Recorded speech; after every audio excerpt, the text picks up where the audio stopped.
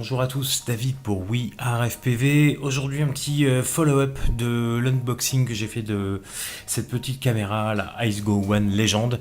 Donc je vous ai fait ça il y a une petite semaine, 10 jours. L'objectif étant de tester une petite caméra pas chère et voir ce qu'elle donne, voir si ça peut convenir pour notre hobby, pour mettre ça sur nos petits quads.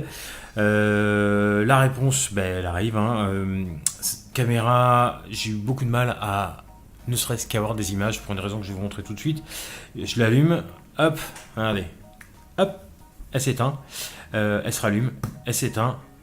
Et ce qui fait qu'à chaque atterrissage, en fait, la caméra s'éteint et le fichier qui est en train de s'enregistrer ne s'enregistre pas simplement parce qu'elle s'éteint au milieu de l'enregistrement.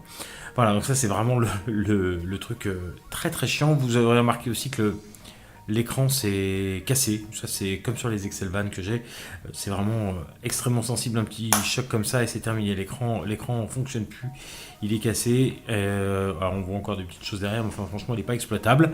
Voilà, celle-là a pris l'eau, alors elle démarre encore, donc c'est quand même un exploit parce qu'elle a été plongée entièrement dans l'eau. Les résolutions que j'ai pu en tirer, alors théoriquement, ça devrait shooter en 1080, 720 et résolution inférieure en 30 images par seconde. Le mieux que j'ai réussi à avoir, c'est 1080, 15 images par seconde, impossible. C'est bien réglé en 30 à l'intérieur. Et la vidéo que je récupère, parce que j'ai réussi à récupérer une vidéo, étant 15 images par seconde. Voilà, la seule vidéo que j'ai réussi à récupérer est inexploitable tellement c'est pas joli, il faut dire ce qui est, hein. Les couleurs sont franchement pas terribles. Je vais vous la mettre quand même, je vous la mets ici pour que vous voyez un petit peu le résultat. C'est extrêmement compressé, les couleurs sont vraiment pas belles, la gestion de la lumière est vraiment pas terrible.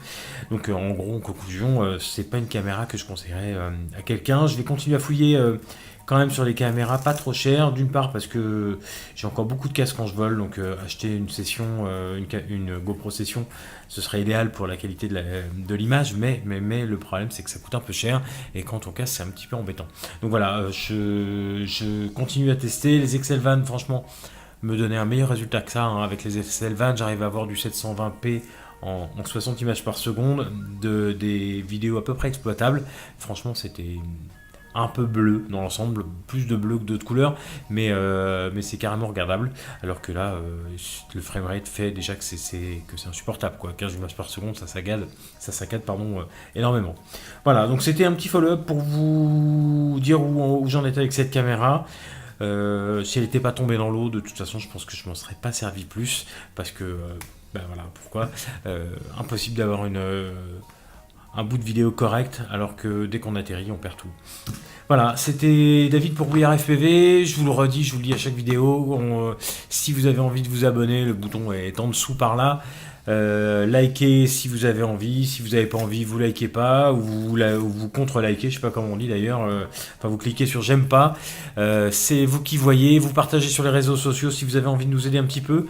Ça nous aide carrément, hein. Se faire connaître un petit peu et partager la chaîne avec le maximum de monde, c'est quelque chose qui nous motive et qui nous permet de créer encore plus souvent des vidéos et puis de les partager avec vous, essayer de transmettre un peu de savoir et transmettre un petit peu de recherche, comme la recherche sur cette caméra.